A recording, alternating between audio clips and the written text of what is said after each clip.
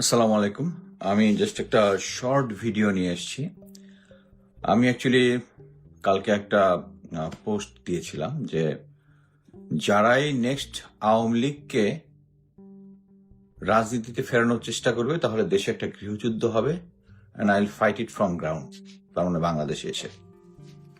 ভিডিওতেও বলে দিচ্ছি যাতে এটা সবাই মার্ক করে। এখানে মেইন জিনিসটা আমি যেটা দেখলাম এটা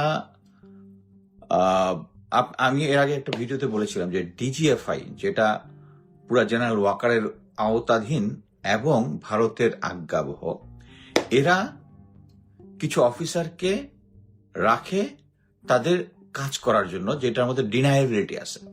মনে করেন এট প্রেজেন্ট ডিজিএফআই এর একজন অফিসার আছে যার কেরিয়ার ভালো, উনি ডিজিএফআই জেনারেল জাহাঙ্গীর গাদ্দার একটা, তার কোর্সমেট তারেক জিয়াকে নিয়মিত সিচুয়েশন রিপোর্ট দেয়।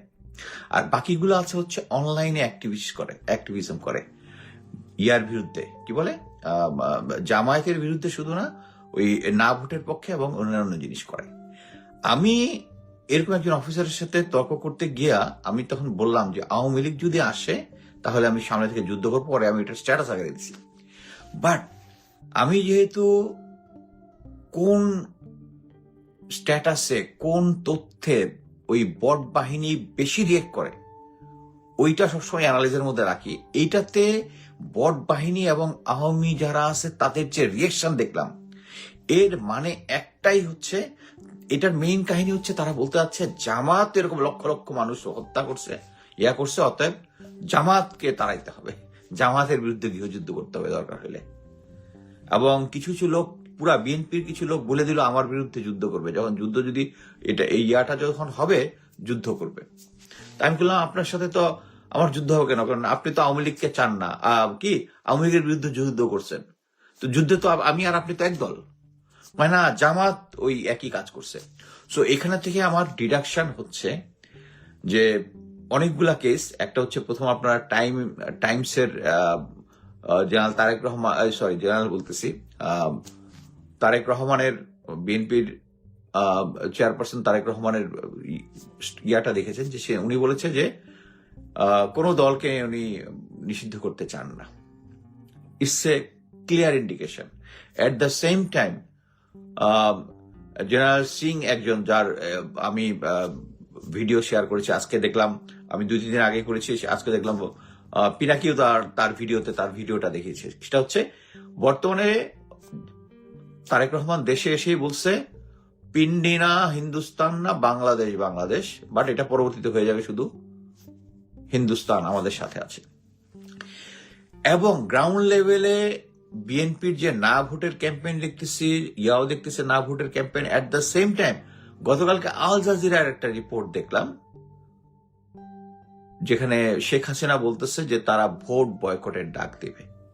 বাট অন গ্রাউন্ডে এটার কারণ আমি একটাই বলবো যে তারাও কনফার্ম হয়ে গেছে যে অ্যাকচুয়ালি বিএনপির যে একটার পর একটা ভুল হচ্ছে তাতে তার ভোট দিন দিন কমতেছে, অতএব এখন ভোট বর্জনের ডাক দিতেছে। বাট আমি শিওর যে সবাই যে ওই গল্পটা বলে যে কি বলে আওয়ামী লীগের 30%, 35%, এখন এটা শুনি নাকি 50% ভোট আছে, তারপর তারা এই যে গত এর আগের 3টা ভোটের মধ্যে তারা ভোট করতে সাহস পায় নাই। বাট আমি শুধু এখানে বলবো একটা এইম, সেটা হচ্ছে আওয়ামী লীগকে দেশে ফেরত এনে রাজনীতি করতে দেওয়া যাবে না। দেশে প্রথমবারের মতো যখন শেখ মুজিব বাকশাল তৈরি করেছিল, গণতন্ত্র হত্যা করেছিল, সেটাকে জেনারেল জিয়া অ্যালাউ করেছিলেন তাকে আবার রাজনীতি করার কিছুদিনের মধ্যে উনি শাহাদাত বরণ করেছেন, এবং এটার পিছনে যে তাদের হাত আছে এটা আমরা এখন সবাই জানি। সো এরকম সিচুয়েশনে যদি আমরা, এবং ওই কনভারসেশনের মধ্যে একটাই যে তারা অলরেডি, আপনি যদি আওয়ামী লীগকে অ্যালাউ করেন রাজনীতি করতে, যেদিন অ্যালাউ করবেন ওই দিন 1 সপ্তাহের মধ্যে জাতিকে বুঝাই ফেলবে যে যারা এই ছিল, ওই 24 আগস্ট আন্দোলনে যারা ছিল এরা সবাই ছিল সন্ত্রাসী, এরা সবাই ছিল জঙ্গি, এবং এরা কত নাকি হাজার হাজার পুলিশ হত্যা করে ফেলছে, এটা বুঝাই ফেলবে সবাইকে। সো তাদের এখন টাকা আছে, আছে, কিন্তু এখন আমাদের জাতি হিসেবে কাজ কি, আমি এটাতে সিরিয়াস, এবং আপনাদেরও এটা সিরিয়াস হওয়া উচিত যে ইন কমন টার্মস যে আমাদের রাজনৈতিক বিভাজন থাকতে পারে। আমি আমি দেখেছি যে আমার সাথে যারা অনেক ছিল তারা এখন আমার জিজ্ঞেস করে আমি জামাত থেকে কত টাকা হয়েছে, আমি ভাই কোনো কিছু টাকা পয়সা পাই না। এই যে একজন লেখছে উনসেন ফাহিম ডিজিএফআই এর প্রতিদিনই আমার এখানে এসে বিভিন্ন উস্কানিমূলক কথাবার্তা বলে। সেটা হচ্ছে একটা টার্ম, আওয়ামী লীগের প্রশ্নে কোনো ছাড় দেওয়া যাবে না। আওয়ামী লীগের প্রশ্নে কোনো ছাড় দেওয়া যাবে না। আওয়ামী লীগকে যদি আপনি দেশে রাজনীতি করতে এখানে কোনো সুশীলতা ইয়া করলে হবে না। নাজি বাহিনী, জার্মানির নাজি বাহিনী কি কেউ সুশীল হয়ে তাদেরকে আবার সেই একই দল করতে দেয় নাই জার্মান জাতি। আমরা এবং এটাতে বিএনপির সবচেয়ে বড় শিক্ষা, প্রেসিডেন্ট জিয়াউর রহমান হত্যা হয়েছে এবং সেই বিএনপি এখন তাদেরকে আনার জন্য গ্রাসরুট লেভেল থেকে শুরু করে সবাই কাজ করতেছে। এখন আমাদের যেটা কাজ হবে, বিএনপি অলরেডি বুঝে গেছে যে তাদের যে বর্তমান যে সিচুয়েশন আছে, আমি অ্যাকচুয়ালি আর কোনো রাগঢাক করবো না। আমি নিজে 11 দলীয় জোট যেটা আছে জামাতের, সেখানে ভোট দিয়েছি, ভোট দিয়েছি। এবং আপনাদেরকে বলবো যে বাংলাদেশে এখন যেটা করতে হবে, জামাত এইবার ইলেকশনে জিতবে এটা আমি কনফার্ম, কিন্তু ওভারহোলমে আপনাদের সবাইকে একটা জিনিস করতে হবে, সেটা হচ্ছে এই বিএনপি আওয়ামী লীগ এরা এখন এক হয়ে গেছে। আপনি দেখেন এই যে শেরপুরের যে ইনসিডেন্টটা হয়েছে, শেরপুরের ইনসিডেন্টের উপর কি বিএনপি তাদের কমিটি বিলুপ্ত করে দিচ্ছে। আপনি দেখবেন এর আগে অনেকবার করছে, আবার এসে 3 মাস পরে দেখা যাবে তাদেরকে আবার দলে নিয়ে নিচ্ছে। সো এখানে আপনারা সবাই জিনিসটা দেখেছেন, এবং তারা যখন শেরপুরে জামাতের একজন থানা লেভেলের সেক্রেটারি যখন মারা গেছে, তখন কিছুক্ষণের মধ্যেই তারা এটাকে কাউন্টার দেওয়ার জন্য তাদের একজন মারা গেছে বলে গুজব ছড়াইছে। পরে দেখা গেল যে সে লাইভে এসে বলতেছে, এবং তারা নাকি আবার দল থেকে খারিজ করে দিছে। সো আমাদেরকে যে জিনিসটা করতে হবে, বিএনপি অলরেডি, আমি আজকে আরো একটা জিনিস আমি বলি যে আমি কয়েকজনের নাম দিয়ে, আগের যে এয়ারফোর্স চিফ ছিলেন আলতাফ হোসেন, উনি বিএনপির প্রেসিডেন্ট জিয়ার আমল থেকে, উনি বলতেছে র এজেন্ট অলরেডি আছে। আবার একটা জিনিস বলি, ক্যাপ্টেন শাহনাজ বলেছিল যে তার কনক সারোয়ার ভাইয়ের শোতে যে 5 জন বিএনপির নেতা তারা নিয়মিত শেখ হাসিনার সাথে দেখা করতো এবং খাম নিয়ে আসতো। আমি শাহনাজকে কতবার জিজ্ঞেস করেছি যে তোমাকে কি বিএনপি জানতে চেয়েছে এই 5 জনকে? না, করতে চায় নাই। আপনি চিন্তা করেন যে বিএনপি তো ইচ্ছাই নাই যে আমি যদি জানি যে আমার ঘরের ভিতরে কেউ ফরেন এজেন্ট আছে, আমি তো আগে খোঁজ দিব ভাই যার কাছে পাইছো কিনা, বিকজ তারা সবকিছু জানে। এবং এই যে গত 16 বছর যে আমাদেরকে আমাদেরকে যে আওয়ামী লীগ যে দাবড়াইছে, এই বিএনপির লোকজনকে সহায়তা করতে, আমি আগের ভিডিওতে বলছি যে 22 দেশের যত আন্দোলন ছিল এটার পিছনে কিন্তু ইভেন আমেরিকাও সাপোর্ট দিছিল। তারা এখন পর্যন্ত সাপোর্ট দিচ্ছে না। কি জন্য দিচ্ছে না? কারণ তারা জানে যে ভারতের কোলে গিয়ে বসে থাকবে, তারা ভারতের কোলে গিয়ে বসে থাকবে। সো আমেরিকা চায় না। হ্যাঁ, আমি একটা স্ট্যাটাস দিয়েছি যে আমরা আমেরিকার সাথেও চাই না, নতজানু হইতে চাই না, ভারতের ইয়াতেও নতজানু হইতে চাই না। কিন্তু একটা জিনিস বুঝতে হবে, প্রেজেন্ট সিচুয়েশন আপনাকে অ্যাসেস করতে হবে।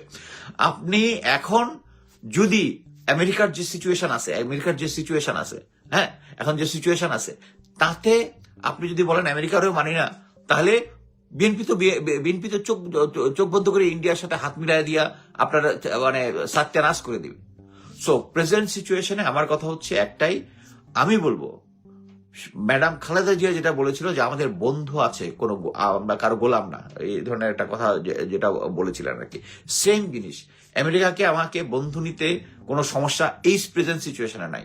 আমরা রাজনৈতিক প্রেক্ষাপটে আমাদের যখনই যেটা সুবিধা ওইটার আমরা নিব। এবং আমি মনে করি জামাতের এই স্ট্যান্ড অ্যাবসলিউটলি 100% ঠিক আছে। এই কারণেই, কারণ আমেরিকা এখন চাচ্ছে একটা ফেয়ার নির্বাচন হোক, আমরা সবাই চাচ্ছি একটা ফেয়ার নির্বাচন হোক, সবাই। এবং একমাত্র বিএনপি চাচ্ছে না একটা ফেয়ার নির্বাচন হোক।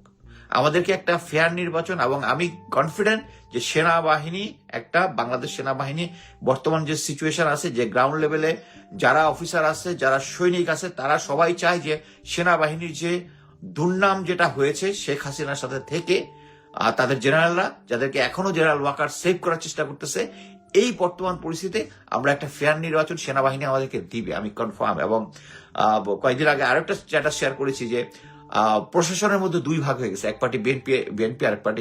আপনি একটা জিনিস মনে রাখবেন, বিএনপি এবং জামাতে যে পার্টি হোক, দুই পার্টি হচ্ছে সুবিধাবাদী, কারণ তারা হচ্ছে সামনে হালুয়া রুটি খাবে তখন।